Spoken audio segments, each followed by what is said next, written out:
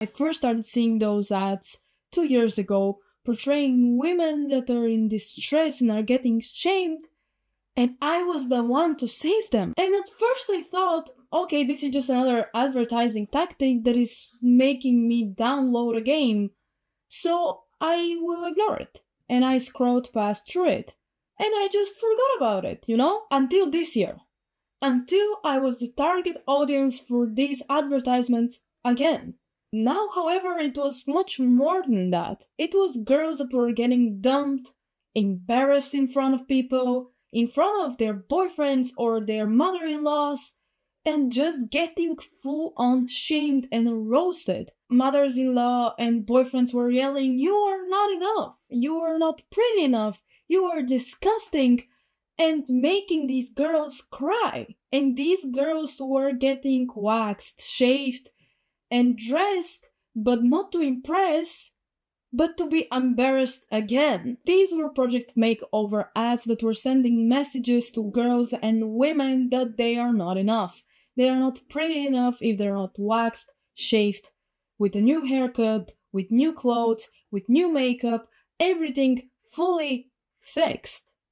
They were broken. Women in these ads were portrayed as broken, and you are the one to fix them. And I am fully tired of these ads. I dug deeper to see who, what, and why created such a disgusting piece of media, and you know that typically in my videos I am the one to make jokes, or to at least try to make jokes, but here I cannot. These ads are so beyond the realm of what has to be acceptable in the 21st century, and I am really shocked that this is working. Are we already getting desensitized to such disgusting advertising?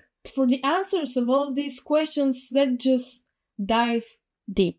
Project Makeover was created by a company called Magic Tavern that was also part of a bigger company called AppLovin. This company is an American mobile game developer, and they have created multiple titles, but Project Makeover is by far the most famous one. Magic Tavern, like many mobile game developers, rely a lot on advertising so that they can drive more downloads, but they are notorious and known for a different kind of advertising, and these were the Project Makeover ads that are not only downright sexist, but dramatic, scandalous, and false. So why does Magic Tavern rely so much on these problematic ads?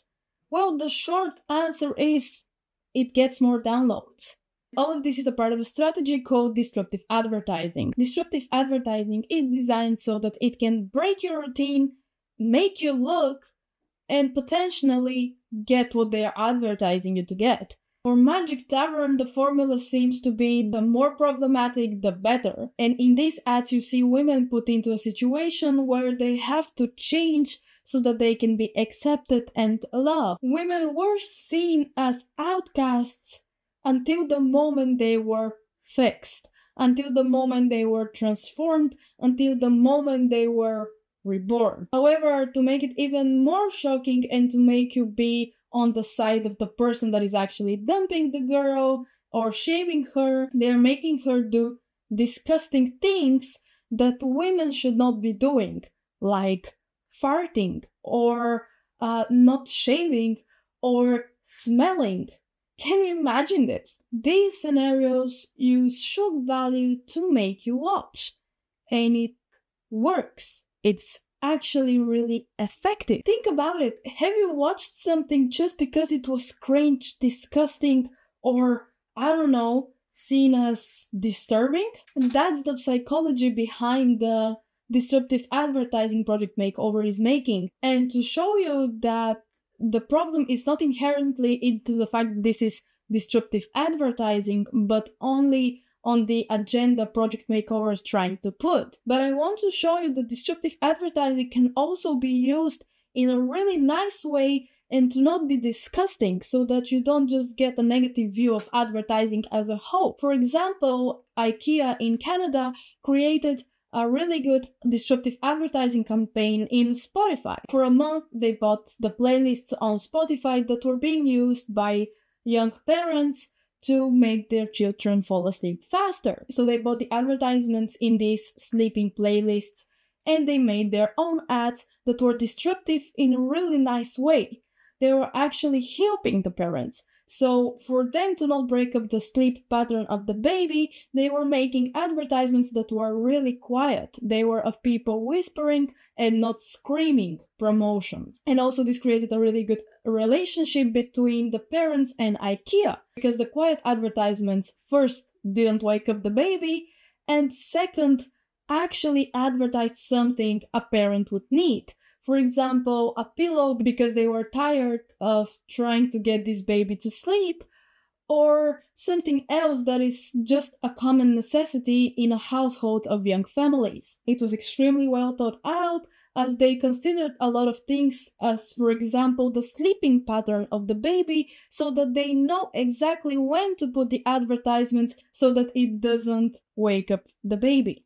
And this is also disruptive because it was not the normal routine. The normal routine was those screaming ads in playlists that all of us hear when we're not subscribed to Spotify. But Project Makeover ads are unfortunately also really successful in doing this. And while we might think, oh, I would never play a game with such stereotypes in it, you might be wrong, because the numbers say otherwise. These ads are extremely effective into driving downloads, with the numbers skyrocketing in the past few months. And this is all that matters for Magic Tavern. Project Makeover ads surprisingly target a pretty big target audience, because games like theirs are being played from people around 14 to 45, and there is a skew towards women playing it more. And this is the disconnect I cannot understand.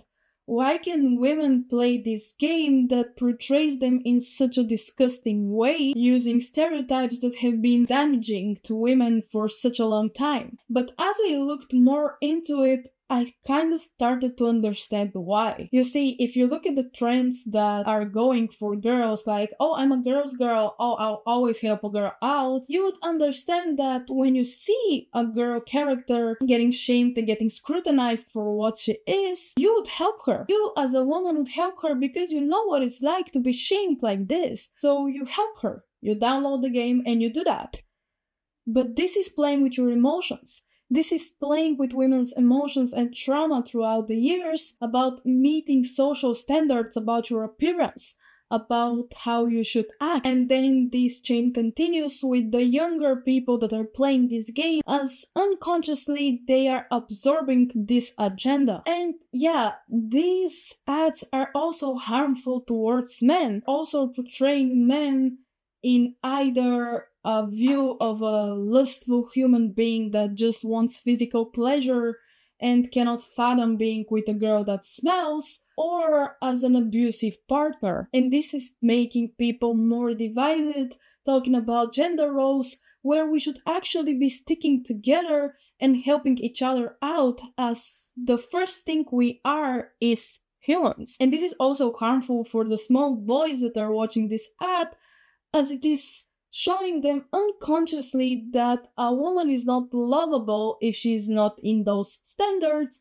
and that it is allowed for them to be abusive in situations where the woman doesn't meet their expectations. And this is creating a mindset of the next generation of Andrew Taters, but this time the alpha generation version of that. And it seems like companies like Magic Tavern do not even care that they are advertising such an agenda, as it is really, really effective into doing what it has to do, make people play the game. Here is where things get even stranger though. If you watch Project Makeover ads, you would think that this game is about these dramatic scenarios, these conflicts, where you have to transform yourself so that you can be with someone, but the game is not like this. It's actually a normal match 3 game.